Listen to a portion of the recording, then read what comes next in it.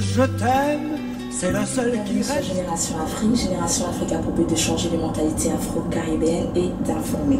Nous sommes dans la circonscription d'Hochelaga Maisonneuve, dans la rubrique politique au sein de la francophonie à Montréal, au Québec. Notre invitée, c'est Madame Carole Poirier. Madame Poirier, bonjour. Bonjour. Donc, vous êtes députée depuis 2008, donc de Hochelaga Maisonneuve à l'Assemblée nationale du Parti Québec à Montréal. Vous êtes porte-parole de l'opposition officielle en matière de relations internationales. Vous êtes porte-parole de l'opposition officielle en matière de la francophonie. Porte-parole de l'opposition en matière de conditions féminines. Porte-parole de l'opposition officielle en matière d'habitation. Et ce n'est pas tout, vous êtes aussi vice-présidente de la section du Québec de l'Assemblée parlementaire de la francophonie, donc qui s'appelle aussi l'APF, depuis le 18 juin 2014. Mais vous êtes aussi rapporteur de la commission de l'éducation, de la commission et des affaires culturelles de l'Assemblée parlementaire et de la francophonie. Donc Madame Poirier, c'est une longue liste, et à cause de cette longue liste, nous sommes venus vous voir parce que nous savons que vous vous occupez des affaires internationales et que vous vous occupez beaucoup de ce qui se passe dans l'humanitaire, des problèmes qui sont rencontrés dans le monde. Et je pense que vous savez qu'il se passe en ce moment une actualité très forte au Congo-Brazzaville. Effectivement. On a eu une première rencontre avec le groupe Génération Afrique. Nous avons eu, mais aussi l'actualité.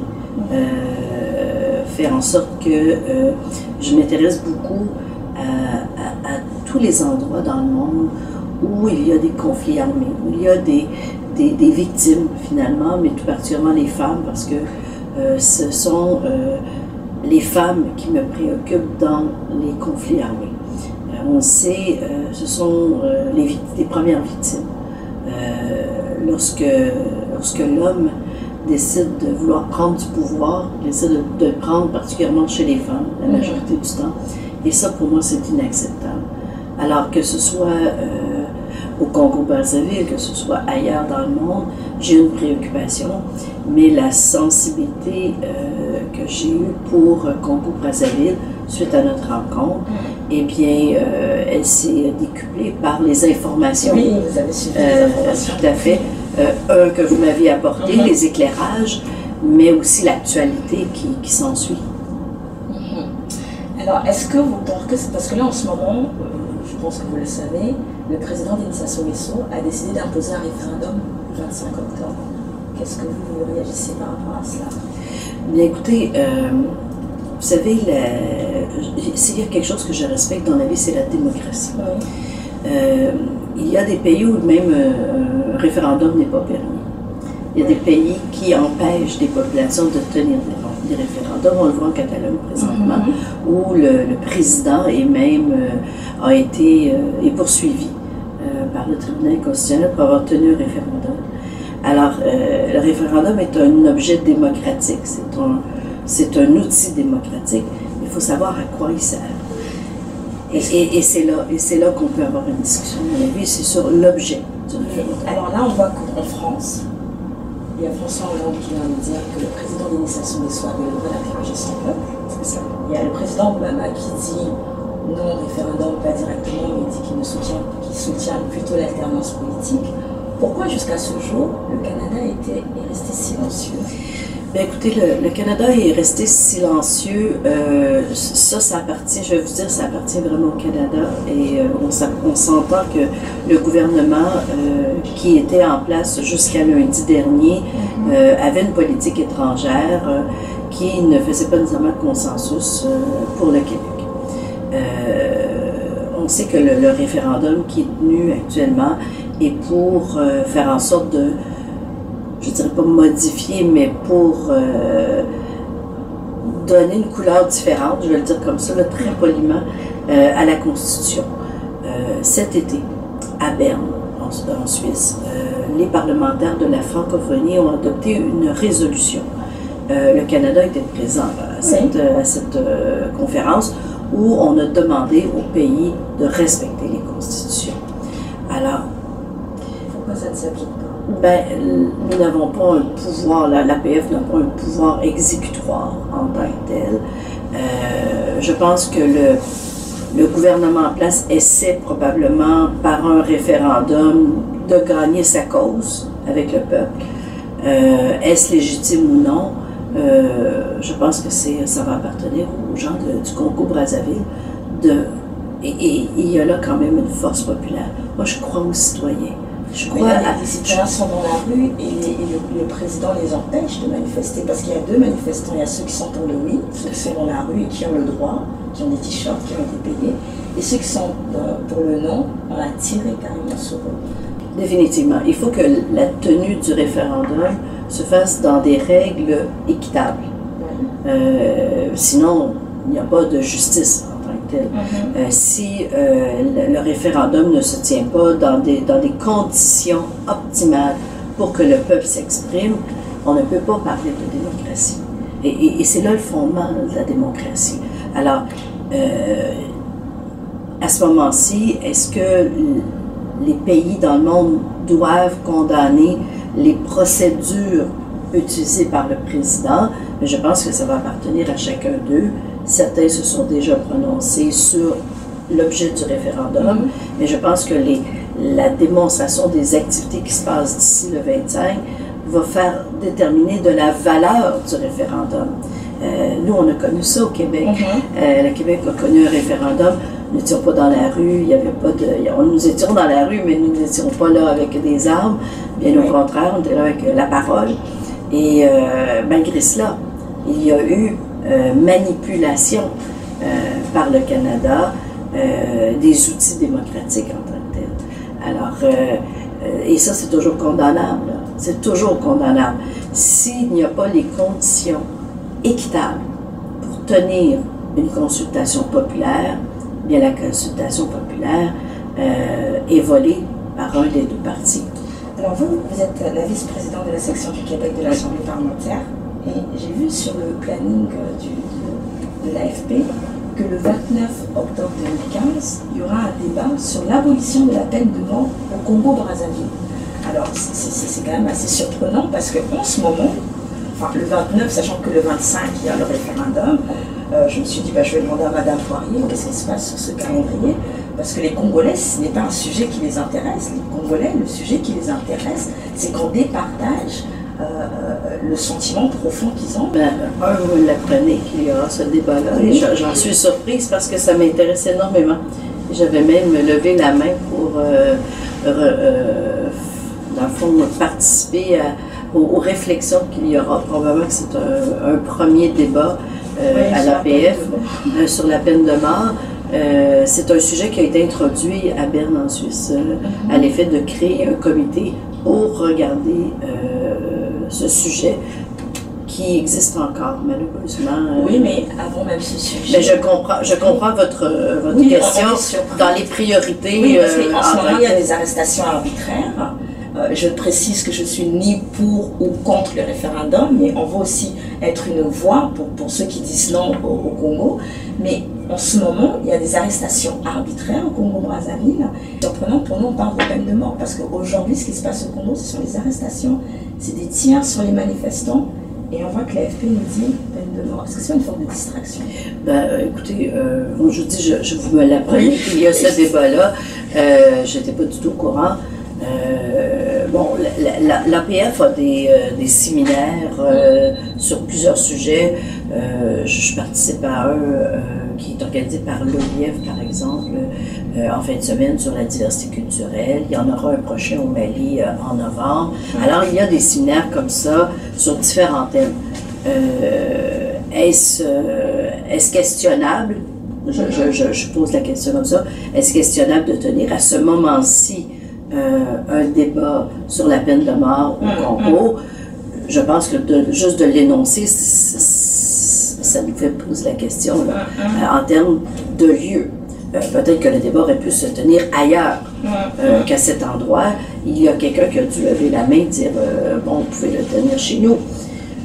Est-ce à propos? Moi, je pense que la question s'adresse directement à la direction générale de l'APF. Moi, je suis pas au bureau de l'APF pour juger de ça.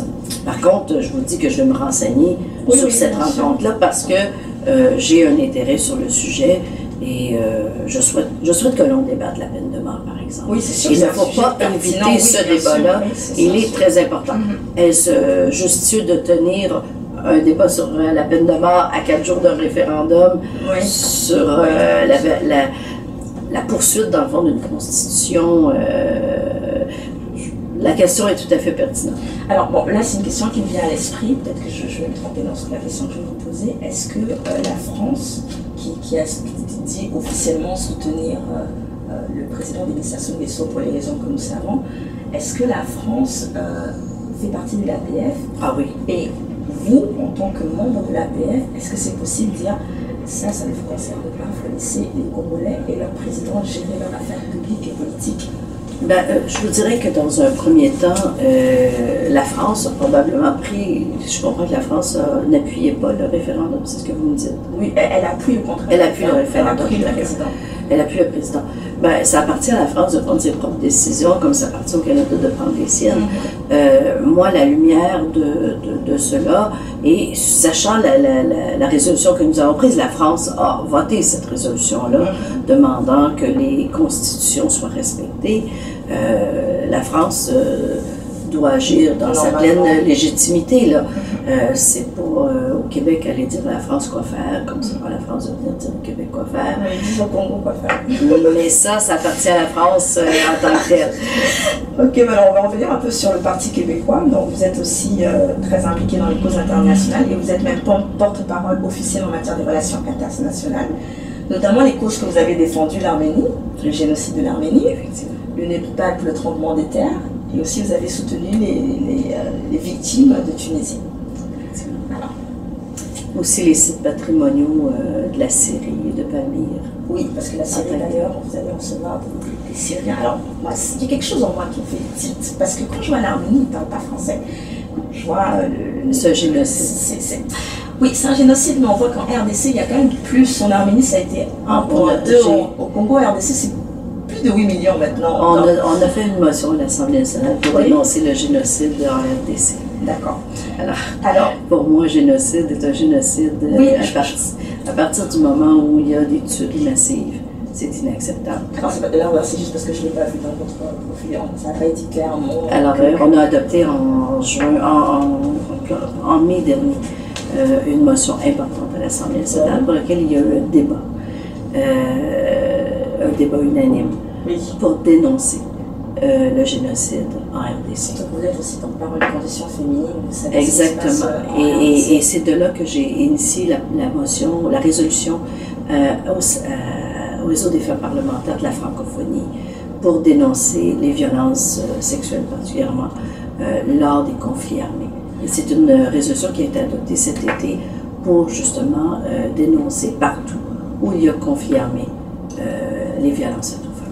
Alors, parce que moi, il y a un continuum dans ma logique. Oui, c'est très clair. Alors, moi, ma logique, c'est en porte-parole des Africains, parce que la plupart des Africains sont francophones, et quand ils viennent au Canada, selon les statistiques, c'est presque 70% qui sont qualifiés, qui travaillent, et on voit à ce moment ce qui se passe avec le Bloc québécois qui doucement en train de perdre un peu du terrain, et nous on est là, on est francophone, et vous faites partie de la francophonie. Est-ce que ça pourrait être aussi une façon de faire intégrer donc, ces Africains qui arrivent, qui s'intéressent à la politique, et par des mentions comme celle-ci, comme à Brazzaville, à Kinshasa, au Burkina Faso, parce que nous on est ici, on s'intéresse à ce qui se passe au Canada, mais on a de la famille qui est encore restée là-bas. Tout à fait. C'est un peu comme ça que j'ai fait la motion du Congo, je veux dire. C'est la communauté congolaise à Québec, la ville de Québec, qui sont venus me rencontrer, un peu comme vous l'aviez fait pour Congo-Brazzaville, qui m'ont fait la démonstration assez percutante, je dirais, de la situation de la RDC, particulièrement de la région Sud-Kivu, et qui m'ont sensibilisé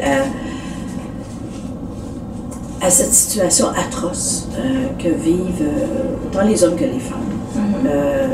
Et j'ai commencé une recherche j'ai pris ce qu'ils m'ont donné, mais j'ai fait ma propre recherche et j'ai accepté d'être porte-parole pour eux d'une motion à l'Assemblée nationale. Et depuis ce temps, je peux vous dire que les gens tant là-bas qu'ici, je reçois plein de messages, de remerciements, de gratitude. C'est assez incroyable, je vais vous dire, assez incroyable. Je recevais un député de l'opposition la semaine passée ici, qui venait me remercier le Parti québécois, de mettre en lumière. Et j'ai vraiment pris, je vais vous dire,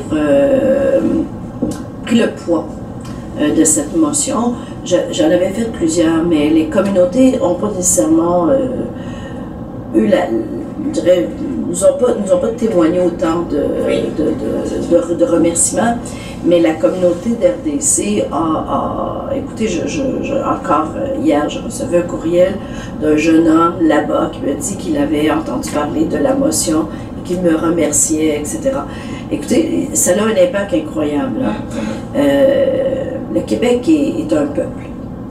Un peuple qui, pour nous, au Parti québécois, cherche sa liberté, cherche sa libération. Nous ne sommes pas un peuple ostracisé, nous ne sommes pas un peuple dans la violence, il n'y a pas ici de guerre, mais nous avons un combat au Parti québécois qui est la liberté du Québec et de faire du Québec un pays. Et quand nous prenons la parole dans ce type de dossier pour ces populations-là, nous nous promouvons comme peuple qui cherche la liberté aussi et qui veut le respect des autres peuples. Et c'est dans cet échange-là que nous souhaitons. Le Bloc québécois qui a maintenant 10 à la Chambre des communes, il n'y en avait que 2 lors de la dernière élection, donc il y a une progression sur l'occupation du terrain à la Chambre des communes, sera aussi ce porte-voix. Il l'a toujours été dans le passé. Lorsque le Bloc québécois était plus nombreux à la Chambre des communes, il y avait des prises de position très fortes de la part du Bloc québécois. Mais malheureusement, nous venons de vivre pendant 10 ans une époque où les relations internationales, ou du moins la façon de faire des relations internationales, ont été totalement modifiées. Le gouvernement Harper a retiré des sommes importantes au niveau de l'aide internationale.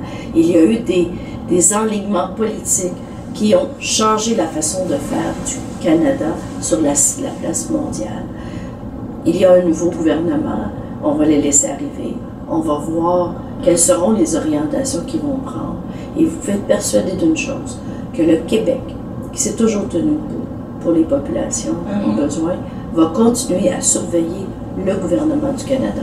Nous n'avons pas de siège à l'ONU, le Québec. Nous n'avons pas de siège à l'UNESCO. Nous n'avons pas de siège dans les forums internationaux. Les seuls forums que l'on a, ce sont des forums parlementaires et non pas des forums de gouvernement. Alors, comme parlementaire, et moi je suis dans l'opposition, j'essaie de déposer des motions pour faire en sorte que l'on soulève à l'Assemblée nationale des situations inacceptables dans le monde. Et bien souvent, parce que nous sommes Québécois et que l'on soit du Parti libéral, du Parti québécois ou des autres partis, nous avons à cœur cette défense-là de l'humanisme en tant que tel. Et c'est pour ça que ces motions-là sont adoptées à l'unanimité dans notre Parlement. Et c'est ce que je souhaite que l'on continue à faire. Et nos résolutions, lorsqu'on les adopte, on les envoie à Ottawa pour demander à Ottawa d'agir. Les 10 dernières années n'ont pas reçu écho sur la majorité.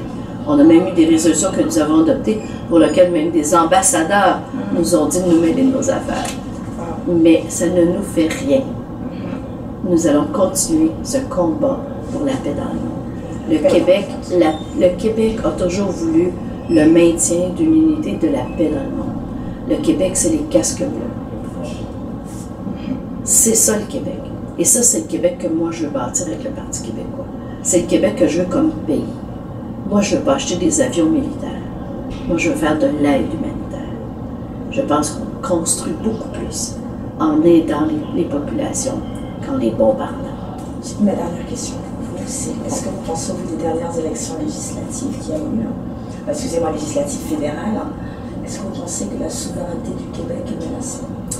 la souveraineté du Québec ne sera jamais menacée par une élection fédérale. Le peuple québécois qui souhaite sa libération va continuer à la souhaiter. Il faut juste... Nous avons pris un peu de recul, je dirais. On a pris un petit peu de recul sur la promotion du projet de pays. Nous avons un nouveau chef au Parti québécois. M. Pellado est un nouveau chef. M. Pellado est un homme qui a quitté la vie privée et la vie d'affaires, je dirais, parce qu'il a comme nous, ce projet de pays à défendre. Il a décidé de mettre de côté une grande partie de sa vie personnelle aussi, parce que faire de la politique, c'est mettre sa vie personnelle de côté, et de se donner corps et âme pour les prochaines années pour faire valoir ce projet de pays. On doit le faire valoir auprès des Québécois de toute origine. Et moi, je souhaite que les Québécois de toute origine puissent écouter le message qu'on a à dire. Nous avons un projet de société comme Québécois à défendre. Nous n'adhérons pas aux valeurs canadiennes, particulièrement aux valeurs multiculturelles. Et pour nous, le multiculturalisme, c'est une erreur. On n'est pas les seuls d'ailleurs à le dénoncer. Angela Merkel le dénonce en disant que c'est les pires politiques qu'ils ont jamais eu dans le monde. L'immigration n'est pas pour faire en sorte que chacun reste dans son coin. Nous sommes une terre d'accueil, le Québec. Nous voulons continuer à être une terre d'accueil. Mais l'important, c'est l'intégration entre nous et pas l'assimilation. Je ne veux pas que vous perdiez votre culture. Je ne veux pas que vous perdiez votre couleur dans la vie, et non pas la couleur physique, mais la couleur de votre personnalité, la couleur de vos origines, la richesse que vous apportez au Québec, elle est extraordinaire.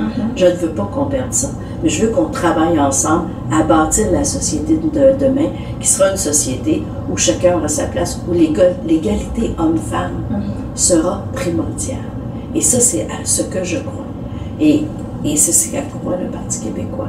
Et c'est ce que nous voulons mettre de l'avant pour offrir à tous ceux qui demeurent au Québec, à tous ceux qui ont choisi le Québec comme terre d'accueil, eh bien, donnons-nous ce beau projet de construire un Québec pays à notre image à nous, et non pas à l'image de l'Ouest canadien que je respecte et pour lequel ils ont le droit de vouloir cela. Mais nous avons le droit de vouloir vivre selon nos valeurs, selon, je dirais, aussi ce que nous sommes. Nous sommes, en Amérique du Nord, un seul peuple parle français. Il y a Haïti au sud. Mais nous sommes les seuls. Nous avons à défendre cette langue en Amérique. Et nous devons porter ce combat-là de défendre notre langue. L'Afrique le porte par son nombre. Le Québec, c'est tout petit en tant que tel. Alors, nous avons à défendre cela. Nous avons une culture propre qui nous appartient au Québec, enrichie par les cultures de ceux qui viennent vivre chez nous. Et à mon avis, tous ensemble, on peut bâtir une société plus juste, plus équitable, plus environnementale, plus verte. Nous avons ici au Québec de l'énergie qui fait en sorte qu'on ne salit pas notre environnement par l'utilisation de notre énergie. Nous en avons en quantité infinie. Développons la filière de l'électrification des transports. Développons le maximum pour ne jamais exploiter de pétrole. Et il est là l'objectif.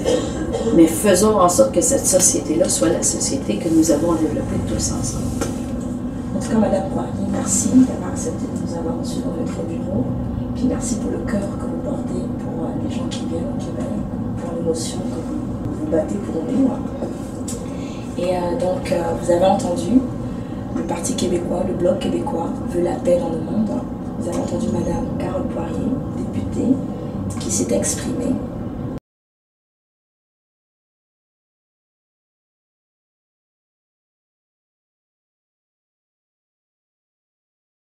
C'était Génération Afrique, une Afrique qui se réveille.